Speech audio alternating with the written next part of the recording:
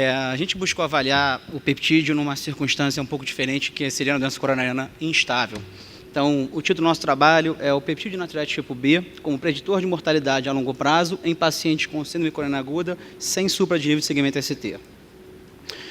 A introdução, o motivo do trabalho é porque a síndrome coronariana aguda tem um quadro clínico heterogêneo, estratificação complexa, e os métodos de estratificação tipicamente são avaliados no curto e médio prazo. Então, busca-se uma avaliação nos primeiros dias, meses, e não mais do que alguns poucos anos. Aqui os senhores podem ver alguns dos principais scores utilizados, o GRACE, o TIME, o Pursuit, os trabalhos originários, né, do TIME de 14 dias, o GRACE em 6 meses, e populações e trabalhos subsequentes que tentaram extrapolar o mesmo score em outros cenários, em outras populações. E vejam que esses trabalhos apresentam uma área sobre a curva, que, né, aqui em inglês, que em suma, se refere à exatidão do teste, né? Então, quando você tem um teste próximo de 0,5, né, isso está muito próximo do acaso, né? Isso seria um teste de hipótese nula. Os valores acima de 0,7 já teriam um poder de exatidão maior. Então, veja a grande variabilidade, inclusive no originário, de 14 dias, de 66%, né? E alguns até, inclusive, como esse do trabalho português, né, publicado no European Heart Journal, de 0,58. Né? Então, uma grande variabilidade na sua aplicabilidade nos pacientes. Então, obviamente, isso, de certa forma, é como jogar uma moeda para o alto, né? Cara ou coroa, e isso instiga, obviamente, a busca de novos marcadores prognósticos. Então, os nossos métodos, nós avaliamos pacientes que foram atendidos na emergência com síndrome coronariana aguda sem supra, infarto sem supra ou angina instável, no período de janeiro de 2002 a dezembro de 2003. E o BNP era integrado na rotina laboratorial de admissão. Então, na primeira coleta laboratorial, os pacientes tinham seu BNP dosado. Cumpre ressaltar que a indicação de coronariografia ou revascularização miocárdica era de livre escolha do médico assistente. Essa avaliação do BNP, ela não fazia parte do processo decisório de uma forma categórica. Nós avaliamos o desfecho do estado vital dos pacientes através da consulta ao prontuário e contato telefônico desses pacientes. Então, esses pacientes foram acompanhados por um tempo considerável, de 9,34 anos de mediana. Inicialmente foram 723 pacientes atendidos com dor torácica, na qual 237, desculpa pelo esse erro, que não foi do Mac para o Windows, 237 pacientes tiveram o diagnóstico final de síndrome sem supra, 13 pacientes foram perdidos ao longo do segmento, que fez a nossa amostra total de 224 pacientes. Aqui, rapidamente, as características demográficas desses pacientes, só para ressaltar, era uma população relativamente idosa, de 71,5 anos, tá? Mas uma população, pelos seus critérios, de baixo risco, né? Só 12% tinha alteração de infradisnível de segmento ST, quase 90% desses pacientes tinham score de TIME médio ou baixo, né? E 60% dos pacientes tinham um ecocardiograma considerado normal à sua admissão. Tá? E praticamente o diagnóstico era meio a meio em angina instável, infarto sem supra. Tá? Quando nós vamos analisar, então, a mortalidade desses pacientes ao final de quase uma década, ela encontrou uma significativa correlação com o nível de BNP pela avaliação pelos quartis, de 22, até aqui entre 22 e 81, aqui de 82 a 225 e aqui maior que 225. Então, um resultado significativo na sua avaliação pelo quartil de BNP. A gente tentou buscar qual seria, então, o valor de corte para ser utilizado, e o melhor ponto de corte foi o valor de 100, tá, PG por ml.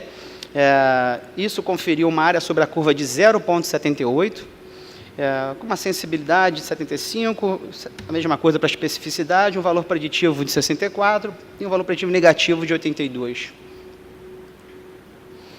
Quando, então, a gente passa a realizar a análise conforme esse valor de corte do BNP, a gente viu que, ao final de uma década, 65% dos pacientes que tinham BNP maior que 100 estavam mortos. E quando a gente analisava os pacientes que tinham BNP menor que 100, só 17% desses pacientes estavam mortos. Isso simplesmente pela análise do BNP isoladamente. Quando a gente faz uma curva de sobrevida de Kaplan-Meier, né, vejam que os senhores que essa curva já se abre, né, nos primeiros meses e anos e permanece com uma tendência amplamente significativa. Nessa primeira a gente encontra o BNP menor que 100 e na de baixo em vermelho o BNP maior que 100. Esses pacientes, como internaram com diagnóstico de síndrome coronariana sem supra, também tinham seu score de time risco calculado à admissão. Nós buscamos dividir tipicamente em 3 grupos, de baixo risco de 0 a 2 pontos, médio risco de 3 a 5, 3 a 4 e de 5 a 7 de alto risco. E, ao final de 10 anos, curvas praticamente sobrepostas, sem significância estatística, o time risco que não teve essa capacidade discriminatória. Conforme foi citado na palestra inicial do Dr. Murilli, o BNP tem uma correlação com a função ventricular. Então, nos instigou a seguinte pergunta: existe uma correlação diferente nos pacientes conforme a diferenciação da função ventricular do paciente?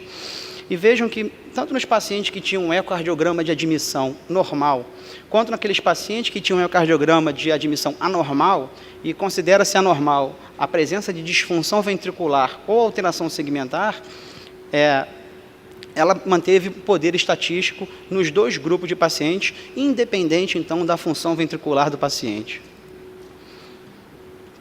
Então, por conclusão, o BNP na admissão demonstrou ser um preditor forte, independente e discriminante de mortalidade por todas as causas de segmento de longo prazo. Estamos avaliando, então, no prazo de 1 década, que, em literatura, é um estudo inédito. Apesar de tradicionalmente relacionado com a presença de disfunção ventricular esquerda, o poder prognóstico do BNP se manteve tanto nos pacientes com, como naqueles pacientes sem alteração da função ventricular esquerda. Muito obrigado. Parabéns, Fernando. Tenho 2 perguntas. A primeira é assim, na tua concepção, qual seria a aplicabilidade disso? Você está fazendo BNP em todos os seus doentes?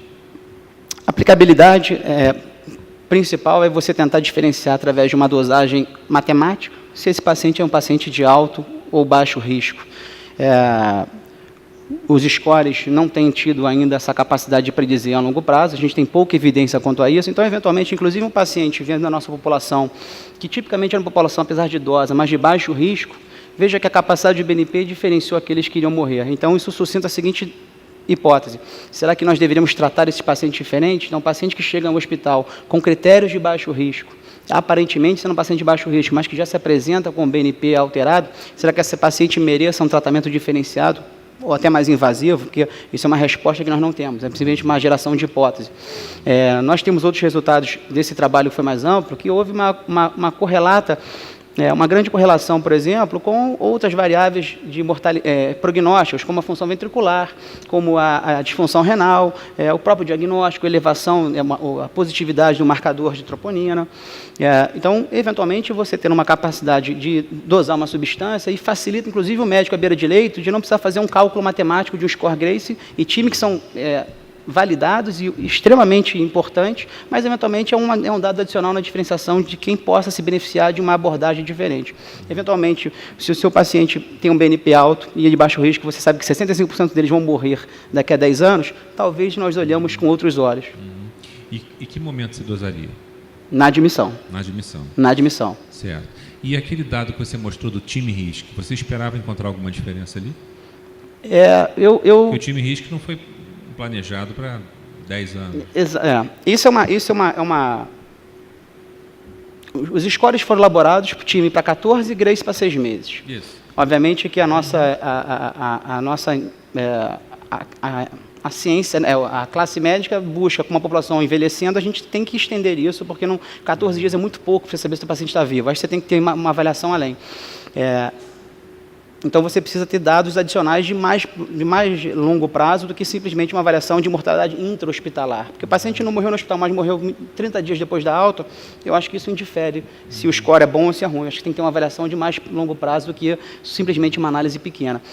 Então, os scores têm sido tentado utilizar em cenários mais longos. Nós não temos informações do time com tanto longo prazo. Essa, talvez, em literatura, seja a primeira, acredito, que um time risco com 1 década. Não esperava que fossem curvas tão sobrepostas precocemente. Talvez no final de 10 anos, sim, mas desde o começo o time nessa amostra não se mostrou significativo. que mostra que ele realmente é só para aquele intervalo muito curtinho, né? E outro dado importante é que, para o meu próprio time RISC, quando a gente vai fazer uma análise do que seria um paciente de time RISC muito alto, seria com 7, o número de desfechos dele é de 40%. Então, quer dizer, mesmo um paciente que tem uma pontuação enorme no time RISC, 60% deles não tem nada. Não vão ter nenhum evento em 14 dias. Então, isso é olhar o copo meio cheio ou meio vazio. Obrigado, Fernando. Pergunta para a plateia.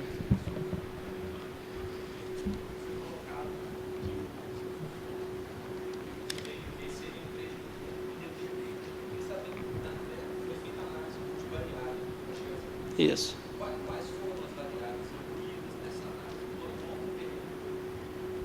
Então, só repetindo, eu queria saber quais as variáveis que foram incluídas na análise multivariada para a gente ter o BNP como preditor independente, e se vocês fizeram uma comparação da área sobre a curva, do score, se a gente aplicar o score Grace isoladamente, que é um score clínico que a gente já conhece, e comparando isso com esse score mais o BNP, porque uma pergunta que a gente faz em scores é quando você acrescenta uma variável naquele score, se a área sobre a curva muda de forma significativa, né, com os testes específicos. Ver se vocês chegaram a fazer alguma coisa nesse sentido.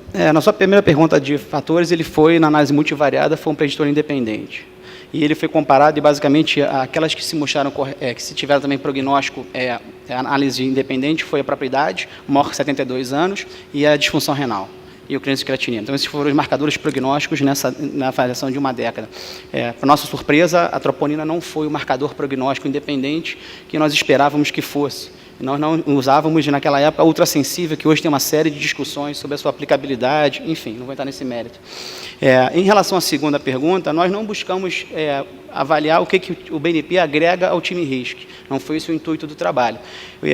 O que a gente não quis colocar o time numa análise ROC, né, porque acho que seria um pouco até desonesto com o score time, porque nós dividimos esses pacientes em baixo, médio e alto risco. Então, se nós fizéssemos uma análise que envolve 7 pontos e com uma simplesmente curva de 3, você estaria omitindo, eventualmente, curvas melhores, estaria subestimando a capacidade do time do score, vamos dizer assim, daria uma área sobre a curva subestimada, porque você não estaria fazendo uma curva exata conforme a sua pontuação, e sim baixo, médio e alto. E isso poderia dar um resultado que, te confesso que, do ponto de vista estatístico, não sei qual seria a sua relevância.